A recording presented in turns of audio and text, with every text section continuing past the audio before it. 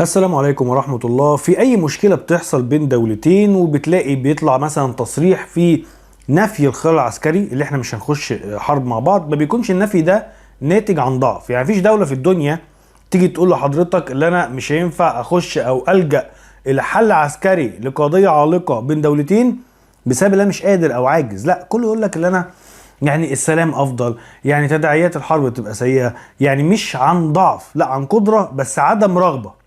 فتلاقي عدم رغبه في خوض الحرب مع القدره على خوضها، الا السودان. يعني كل الدول اللي في الدنيا تعمل كده الا السودان. ليه؟ لان تصريحات ملك عقار اللي خرجت اول امبارح كانت بتتضمن يعني بص 30 ثانيه محدش رد عليها من السودان على الاطلاق. يعني انا يوم اتنين حد يرد، حد يقول يا جماعه اللي انت بتقوله ده يعتبر اهانه للجيش السوداني، محدش رد. اسمع كده ال 30 ثانيه دول وعلق لحضرتك عليهم. العلاج العسكري ما بينجح،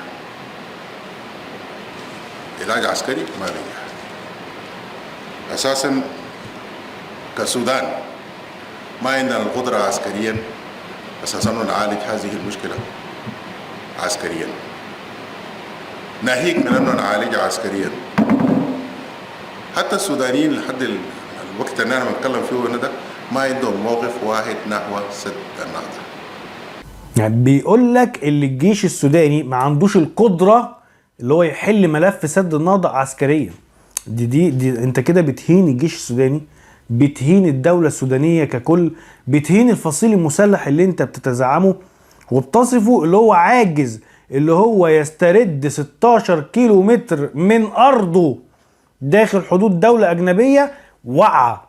يعني مش دولة أجنبية مستقرة، أثيوبيا مش دولة مستقرة، أثيوبيا دولة بتولع حاليا، في شياط، في حرب أهلية بيموتوا بعض، وفي سابقة مش تاريخية بقى، ده سابقة، ده الكلام ده مفيش، يعني ما كملناش عليه سنة، إن السودان دخل استرد الفشقة الكبرى والفشقة الصغرى بمنتهى السهولة، وطرد الأثيوبيين كلهم إلى داخل حدود دولتهم، وساب حوالي 5 نقط قال لك انا هتفاوض عليهم بمزاجي. يعني انا الحته دي الاماكن بتاعت الفشقه دي انا مش هخشها، مش عشان انا عاجز، لا بمزاجي كده، لان افتح باب الحوار يمكن يعني اثيوبيا ترجع الى رشدها، ما يبقاش في بينا مشاكل، ما يبقاش في بينا يعني اضطرابات، ما يبقاش حاله الحرب دي دايما على طول، نحل الايه القصه بصوره وديه. ولما اثيوبيا راحت لتركيا وطلبت الوساطه في ملف الفشقه، السودان اعلن النهارده بقى اللي هو موافق على وساطة الأتراك وتعالى نتكلم. فالسودان عمره ما اتكلم في استبعاد خيار عسكري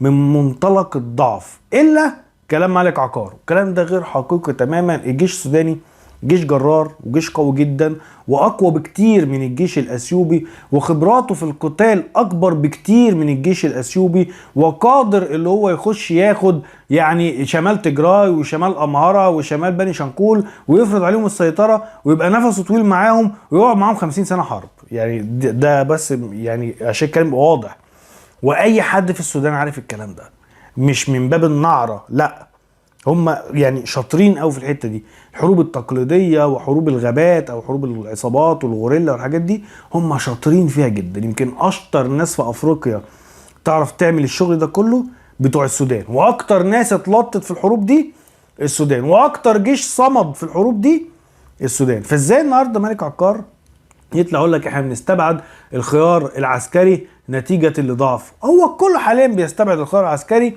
يعني لاسباب كتير. لو هنتكلم عن السودان ليه مستبعد الخيار العسكري؟ عشان مش عايزه تعمل عداوه مع الجار بتاعها. يعني اثيوبيا ممكن يبقى في بيننا خلاف، يعني خلاف حدودي، مفيش مشكله نعدله نظبطه نعمل تفاهمات بيننا وبين بعض، بس مش عايزين يبقى في بيننا وبين بعض عداء. انا عايز ابني الدوله بتاعتي وعايز استقر وعندي مشاكل داخليه ضخمه كبيره. اخر حاجه عايزها اللي انا استعدي الشعوب الاثيوبيه، والشعوب الاثيوبيه يعني عندها او دماغها ناشفه شويه، ما بتستوعبش. يعني ممكن في لحظه يقول لك ايه بس اعداء الامه هم السودانيين، وتلاقي الكتاتيب بقى والمدارس تبتدي تغذي نعرات العنف تجاه السودانيين، وممكن اثيوبيا تدخل السودان معاها في عداء يمتد الى قرون طويله زي ما عامله مع مصر كده. السودان مش عايزه الكلام ده يكون على حدودها، فمش عايزه تخش الحرب للسبب ده، زائد اللي برضو تطور موضوع اللاجئين وتدفقاته زياده عن اللزوم داخل السودان، برضو مش عايزين القصه دي يعني تبقى موجوده خالص. فده السبب، مش عشان هم ضعاف او مش قادرين، دي قصه ودي قصه تانية. يعني التصريح بتاع ملك عقار ده مهين جدا للجانب السوداني، المفروض اللي في حد برضو رسمي يرد عليه، لان ده تصريح رسمي. ملك عقار ده عضو المجلس السيادي، يعني الكلام اللي طلع ده طالع من واحد مسؤول سوداني، مش واحد هاوي او واحد معارض على الاطلاق. وبدل ما نقعد نتكلم بقى في سرديه يعني احنا عايزين نحارب او مش عايزين نحارب، او يعني ملناش رغبه في الحرب في سد النهضه، او نلم الاول للشتات السوداني، لان السودان من جوه بقى يعني قرب يولع. يعني برضو في مشاكل كبيره قوي. يعني انت عاملين اتفاق السلام، اتفاق جوبا للسلام ده، وضامن جميع الحركات المسلحه اللي من ضمنها مالك عقار، واللي بموجب يعني اتفاق جوبا بقى مالك عقار عضو في المجلس السيادي. تمام. في يعني في شرق السودان حاليا عند البحر الاحمر قبائل البجا اللي هم السكان اللي في السودان، ودول ليهم امتداد قبلي داخل اريتريا وداخل مصر، قاطعين الطريق القومي، الطريق اللي بيربط مواني السودان بمدن السودان. يعني الشرق السودان دلوقتي خلى السودان دولة حبيسة بقاله يومين، قطع الطريق ومولع اطارات وبتاع، والحكومة رايحة بتقول لك انا عايز اتفاوض مع قبائل البجا او مع يعني الشرق السوداني عشان يفتحوا الطريق تاني. فانا من باب اولى اعالج اللي بيحصل ده. طبعا هم رافضين مسار جوبا، مسار الشرق في جوبا في اتفاقيه جوبا للسلام. يعني عايز افهمك حاجه، انت عارف البوليكا اللي حصل في السودان دي كلها على ايه؟ على منصب وزير التربيه.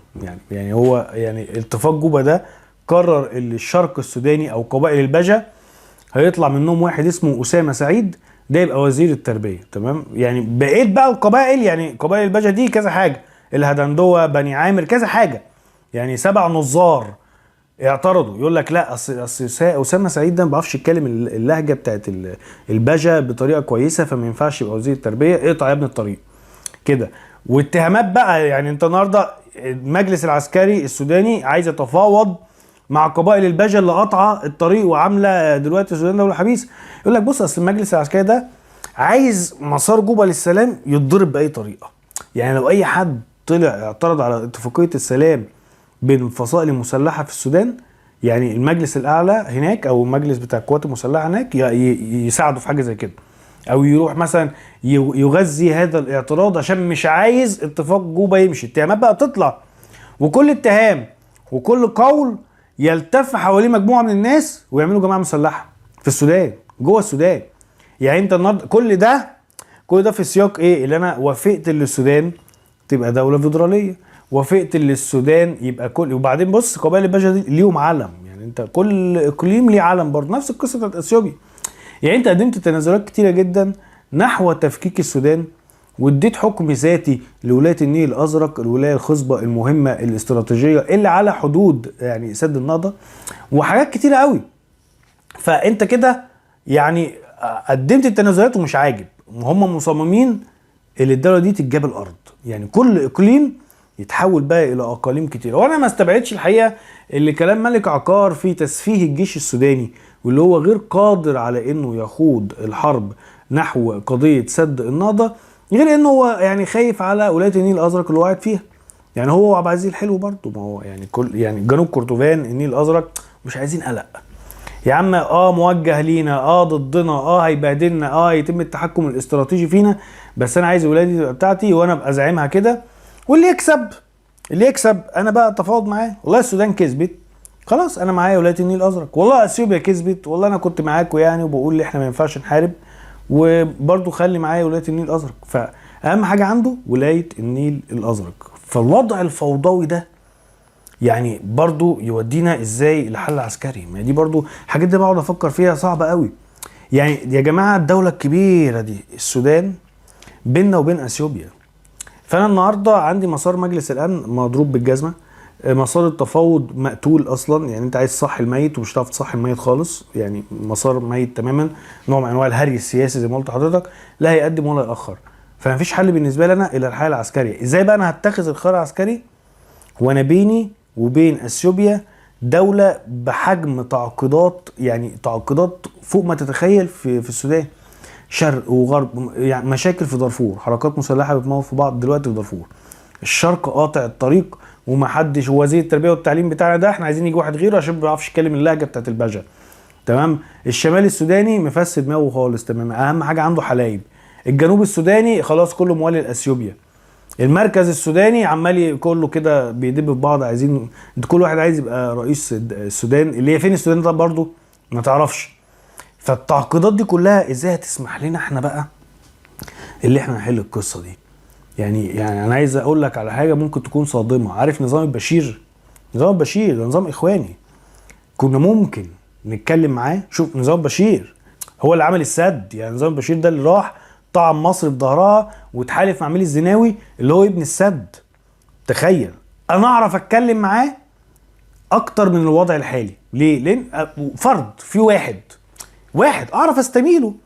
يا عم هرشيه، يا عم هرشيه، اديله فلوس. تمام. اخليه يغير موقفه السياسي، مفيش مشكله. يعني امبارح كنت مع اثيوبيا، ممكن النهارده نستقطبك عادي، يعني مفيش مشكله. لكن انا النهارده هعمل الديل مع مين في السودان؟ ده سؤال مهم جدا وصعب الاجابه عليه، لان كل واحد فيهم او كل قائد من القاده بتوع السودان دول مش برأيين، باربع اراء. يعني النهارده مثلا صاحي الصبح يخبط في اثيوبيا، ينام تاني يوم يقوم يخبط في مصر، تالت يوم يقوم يتحالف مع الاتراك، رابع يوم يشتم في الاتراك كده. فانت برضو مش فاهم انت هتعمل الديل مع مين، وهل هو عنده قدرة اللي هو ينفذه ولا لا. لان كل ما الوضع يزداد عدم استقرار في اثيوبيا هيكون مفيد لينا، ولكن كل ما يزداد عدم استقرار في السودان هيكون مضر لينا جدا جدا وفوق ما اي حد يتخيل. استقرار السودان من استقرار مصر، ولابد الفوضى اللي في السودان دي تتلم عشان نعرف حتى نعمل ديل مع حد، نعمل ديل في السلام او في الحرب. يعني هنوحد رؤانا في موضوع المفاوضات. يعني هنجمد مثلا احنا الاثنين اتفاق اعلان المبادئ، هنصعد مثلا احنا الاثنين في ملف بني شنقول، هنتبع استراتيجيه معينه احنا الاثنين، هكذا. يعني اهم حاجه اللي الاراء تبقى واحده. لكن حاليا اللي بيحصل في السودان ده عجب، بيطلع منهم عجب والله العظيم، لدرجه اللي واحد كده مجلس سيادي، عضو مجلس سيادي، يطلع يقول لك احنا مش قادرين ناخد 12 ولا 16 كيلو من ارض بني شنقول بالسد كده. دوله زي السودان مش قادره تاخد 12 كيلو مع انها خدت الفشقه كلها وطردت جميع الاثيوبيين. تسفيه رهيب. كل كلام يطلع من السودان هتلاقي وراه ايديولوجيه مستخبيه، نيه خبيثه مستخبيه، مفيش حد سالك. حاجه صعبه جدا، وضع مأساوي بامتياز. اتمنى اللي احنا ننجح يعني في توحيد السودان، في الحفاظ على السودان والخلاص من هذا السد اللعين اللي بيهدد مصر. واللي احنا بالمناسبه عشان برضو ما ننساش، احنا لحد دلوقتي برضو مش عارفين السد ده بتاع مين. يعني احنا برضو السد ده احنا ما نعرفش حاليا بقى بتاع مين. فنوحد نفسنا كده احنا والسودان عشان نستقر على الاجابه الحقيقيه. السد ده بتاع مصر والسودان، الارض دي بتاعت مصر والسودان. فنفوق لبعض وهنكسب احنا الاتنين مكاسب كبيرة جدا على انقاض الدولة المحتضرة اللي اسمها اثيوبيا، بدل ما يخش بقى يعني عناصر دولية ويطول الامد وفجأة نلاقي اللي المؤامرة بتحاج ضد مصر وضد السودان، وساعتها هيبقى الوضع مأساوي. وان شاء الله مش هنوصل لهذه النقطة، وربنا يحفظ مصر والسودان وينصرهم على مين يعاديهم. وشكرا جزيلا حضراتكم.